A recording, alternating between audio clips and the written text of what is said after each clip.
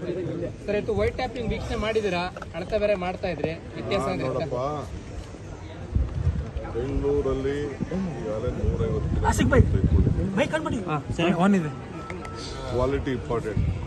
30 ವರ್ಷ ಏನು ತೊಂದರೆ ಆಗಬಾರ್ದು ಅನ್ನೋ ದೃಷ್ಟಿಯಿಂದ ಇವತ್ತು ತೆಗೆದುಕೊಂಡಿದ್ದೀವಿ. 1,500 ಕೋಟಿ ಇದಕ್ಕೆ ಇನ್ವೆಸ್ಟ್ಮೆಂಟ್ ಭಾಳ ಮಳೆ ನಿಂತೆ ಅಂತ ನಾವು ಸ್ವಲ್ಪ ವೆಯ್ಟ್ ಮಾಡೋದು ಅಷ್ಟೇ. ಇಲ್ಲ ಮುಗಿದೋಗೋದು ಒಂದು ತಿಂಗಳು ಸ್ವಲ್ಪ ಆಗಿದೆ, ಲೇಟ್ ಆಗಿದೆ. ಆದರೂ ನಾವೆಲ್ಲ ಸ್ವಲ್ಪ ಕ್ವಾಲಿಟಿನ ನಾನೇ ಖುದ್ದಾಗಿ ಗೊತ್ತಿದೆ ಎಷ್ಟು ದಪ್ಪ ಇರಬೇಕು, ಯಾವ ರೀತಿ ಇರಬೇಕು ಅನ್ನೋದು ನನಗೆಲ್ಲ ಅರಿವಿದೆ. ನಾನೇ ಚೆಕ್ಕು ಕೂಡ ಮಾಡಿದ್ದೀನಿ, ಎಷ್ಟು ದಪ್ಪ ಇರಬೇಕು, ಏನಿರಬೇಕು. ಸೊ ನಮ್ಮ ಟೆಕ್ನಿಕಲ್ ಟೀಮ್ ಏನಿದೆ ಅವರು ಕೂಡ ಎಲ್ಲ ಇನ್ಸ್ಪೆಕ್ಟ್ ಮಾಡ್ತಾರೆ.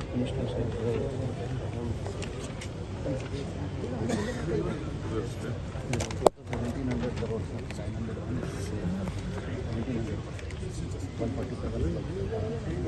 147 ಕಿಲೋಮೀಟರ್, ಆಲ್ಮೋಸ್ಟ್ 150 ಕಿಲೋಮೀಟರ್ ಅಷ್ಟು.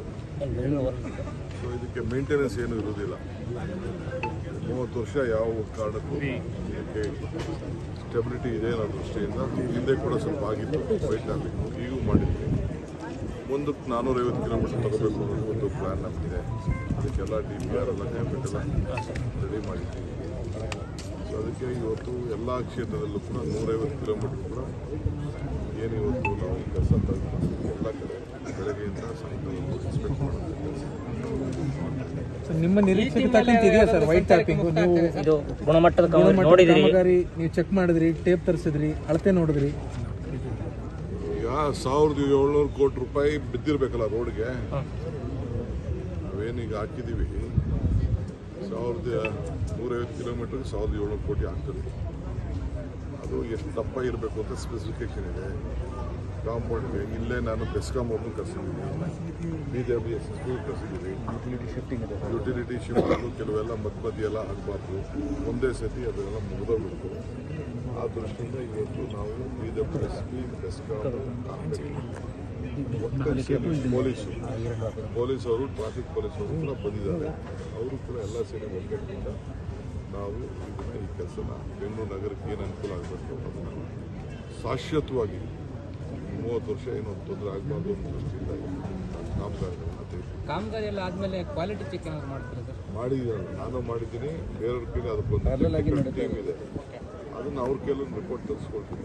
ನನಗೆ ಅವ್ರು ಸುಳ್ಳು ಹೇಳ್ಬೋದು. ಎಲ್ಲ ಕಡೆನೂ ಚೆಕ್ ಮಾಡಿ, ಅವ್ರು ಚೆಕ್ ಮಾಡ್ತಾ ಇರೋ ವಿಡಿಯೋ, ಫೋಟೋಗ್ರಾಫ್ಸು ಎಲ್ಲ ಕಲೆಕ್ಟ್ ಮಾಡಿ ಒಂದ್ಸತಿ ರೀಚೆಕ್ ಮಾಡ್ತೀವಿ. ಮಾಡಿದ್ಮೇಲೆ ಬಿಲ್ ಕೊಡೋದು. ಅವರು ಆಕ್ಷೇಪ ವ್ಯಕ್ತಪಡಿಸಿದ್ರು, ಟ್ರಾಫಿಕ್ ಮಾರ್ಗಕ್ಕೆ ಇದೇನು ಒಳ್ಳೆ ಮಾರ್ಗ ಅಲ್ಲ, ಸರಿ ಇಲ್ಲ ಅಂತೇಳಿ ಅವರು ವಿರೋಧ ಮಾಡ್ತಿದ್ರು ಸರ್. ಅಶ್ವಿನಿ ವೈಷ್ಣವ್ ಕೇಂದ್ರ ಸಚಿವರು, ರೈಲ್ವೆ ಸಚಿವರು, ಸೆಂಟ್ರಲ್ ಮಿನಿಸ್ಟರ್. ಮತ್ತೆ ಅಲ್ಲಿ ಯಾಕೆ ಮಹಾರಾಷ್ಟ್ರಲ್ಲಿ ಮಾಡಿಸ್ತಾ ಇದ್ದಾರೆ? ಅವ್ರಿಗೂ ಇದಕ್ಕೆ ಏನು ಸಂಬಂಧ? ನಮ್ಮ ಇವರು ಯಾರು ನಿತಿನ್ ಗಡ್ಕರಿ ಅವರು ಬೇಕಾದ್ರೆ ಅವ್ರು ದುಡ್ಡು ಬಿಟ್ಟು ಕೊಡ್ಬೋದು ಅಷ್ಟೇ. ನ್ಯಾಷನಲ್ ಹೈವೇನ ಸ್ಟೇಟ್ ಆಗಿ ಮಾಡಿ ಅವ್ರ ಡಿಪಾರ್ಟ್ಮೆಂಟ್ ಅವ್ರು ಕೆಲಸ ಮಾಡಲಿ. ಅವ್ರೇನಾದ್ರು ದುಡ್ಡು ಕೊಡಂಗಿದ್ರೆ ಮಾತಾಡೋಣ. ಟ್ರಾಫಿಕ್ ಈಸ್ ಮಾಡೋದಕ್ಕೆ ಎಲ್ಲ ಪಾರ್ಟಿಯವ್ರು ನೋಡ್ಕೊಳ್ತಾರೆ, ನಾನು ಯಾವುದಕ್ಕೂ ರಿಯಾಕ್ಟ್ ಮಾಡಬೇಕು. ಸರ್ ಟ್ರಾಫಿಕ್ ಈಸ್ ಮಾಡೋದಕ್ಕೆ ಪ್ರಾಜೆಕ್ಟ್ ಏನಾದ್ರು ತರ್ತಿದ್ದೀರಿ ಸರ್? 13,000 ಕೋಟಿ ಏನು? ಹೆಚ್ಚಿನ ವಿಡಿಯೋಗಳಿಗೆ ಪ್ರತಿಧ್ವನಿ ಯೂಟ್ಯೂಬ್ ಚಾನೆಲ್ ಸಬ್ಸ್ಕ್ರೈಬ್ ಮಾಡಿ, ಬೆಲ್ ಐಕಾನ್ ಕ್ಲಿಕ್ ಮಾಡಿ.